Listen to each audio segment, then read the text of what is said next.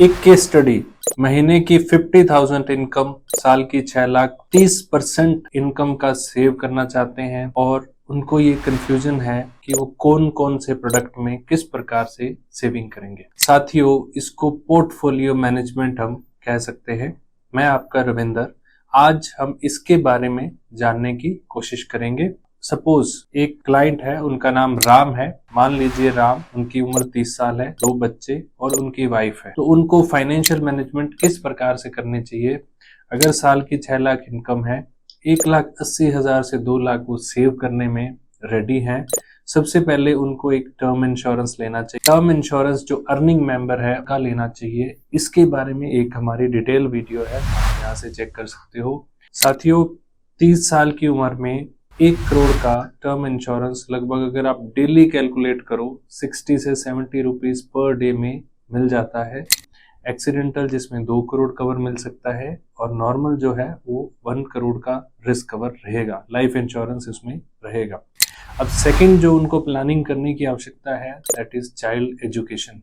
क्योंकि आज बच्चे छोटे हैं, जैसे जैसे वो बड़े होंगे, जो महंगाई की वजह से भी जो एजुकेशन पे कॉस्ट आती है वो बढ़ती है। मान लीजिए जो आज एजुकेशन 10 लाख में है, वो आगे चल के 30-40 लाख हमें देने, उसकी फीस, उसके जो कोर्सेज है, उसका एक्सपेंस है, वो इतना आ सकता है। तो उसके लिए 2 ऑप्शन है कि या तो उस टाइम पे वो लोन ले 30 लाख का और फिर उसको चुकाए, कि अगर वो 30 लाख का लोन लेंगे 5 से 7 साल में चुकाएंगे तो उसको 30 का लगभग 50 लाख से चुकाना पड़ेगा। सेकंड ऑप्शन है वो अभी से सेविंग कर ले एजुकेशन प्लानिंग के लिए। तो अगर वो 15 से 17 लाख भी सेव कर लेंगे तो उनको 25 से 30 लाख रुपए जो है वो बड़े आराम से उनको मिल जाएंगे। थर्ड प्लानिंग करने की जरूरत है उनके बच्चों की मैरिज है। मैरिज में एक ड्रीम मैरिज की तरह बच्चे जो है वो उनकी डिमांड होती है, उनकी ख्वाहिशें होती है कि प्री वेडिंग भी है या हर तरह के रिचुअल्स को वो सेलिब्रेट करते हैं। उस तरह की शादी के लिए आज शायद 25-30 लाख रुपए लगते होंगे। तो आने वाले टाइम में इसमें कोई दो राय नहीं है कि ये एक्सपेंसेस भी बढ़ेंगे। तो इसके लिए भी वो उनको प्लानिंग लेके रखनी चाहिए। फोर्थ, वेरी इंपॉर्टेंट, इंडिया में 60-70% यूथ है, 35 से नीचे हैं।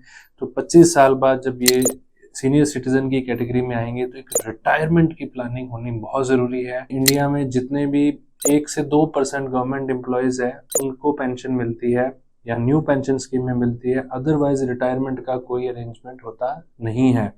तो उनको एक रिटायरमेंट के बारे में जो एक अच्छे से एक प्लानिंग करके कि उनको 60 के बाद एक रेगुलर इनकम मिलती रहे, लेके रखना चाहिए। लास्ट और fifth, very important, mediclaim, health insurance होना चाहिए। अर्निंग मेंबर है, उनके स्पाउस हैं, बच्चे हैं, उनको एटलीस्ट 15 लाख, 10 से 15 लाख का एक सम एश्योर्ड का हेल्थ इंश्योरेंस लेके रखना चाहिए। तो ये सब जो है 1,80,000 से 2 लाख का जो ईयरली बजट है उसमें वो प्लान कर सकता है। और इसके साथ साथ हर 2 साल 3 साल में इसको रिव्यू करें कि इससे उनकी इनकम बढ़ती है। हर दूसरे या तीसरे साल में उनकी एक इनकम में एक सिग्निफिकेंट ग्रोथ आती है, तो वो ग्रोथ आपके सेविंग में भी आनी चाहिए। उसी प्रोपोर्शनेट में आप उसको बढ़ाते रहिए। इसी प्रकार की और जानकारी के लिए आप हमारे इस चैनल से जुड़ सकते हो। और मैं आपका रविंदर कुमार, बहुत बहुत धन्यवाद। Thank you.